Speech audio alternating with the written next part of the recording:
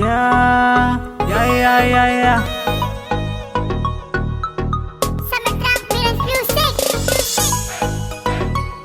Woo!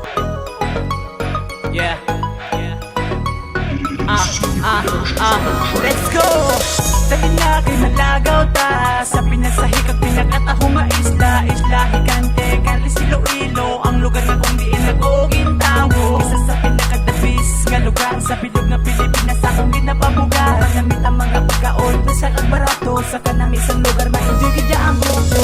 Kaniliga, di na magduwa-duwa, hagada ang tropa, kabilog mo nga pamilya, nakita na ang malarga sa amon nga isla. Diin mo makita ng mga napanghambal nila, matahong nga mga palaliguan. Manamit kagpas ka nga si mo matinawan, di mo gidya pag hinulsulan, nga ginupod na ka din sa amon nga bakasyonan.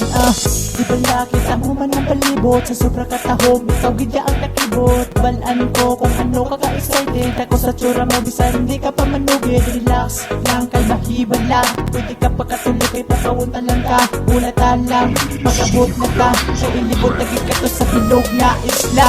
Dali na kay malagaw ta sa pinasahikag pinakatahong nga isla higante, Carles, Iloilo, ang lugar nga kung diin nag-ogin tawo. Isa sa pinakadabis nga lugar sa bilog nga Pilipinas akong ginapabuga. Manamit ang mga pagkaon sa kagbarato sa kanang isang lugar ma-enjoy gidya ang grupo.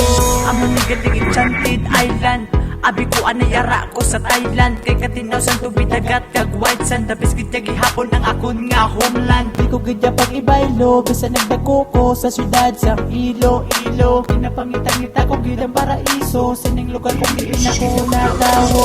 Kinabalik-balikan sa tanan, sa tion sang summer manami sa balakasyonan. Di mo na kinahanglan nga magastusan, gidya sang dako. May tugay ka lang ang hambalan mo lang ko, bastante ka na di sabon nga pulo. Walang tour, alan hopping, mountain climbing, swimming, solido sa Diyan atong banding, dali na kay malagaw ta sa pinasahikag pinakatahong nga isla higante, Carles, Iloilo, ang lugar nga kung diin nag-ogin tawo. Isa sa pinakadabis nga lugar sa bilog nga Pilipinas akong ginapabuga. Manamit ang mga pagkaon sa kagbarato sa kanang isang lugar ma-enjoy gidya ang grupo.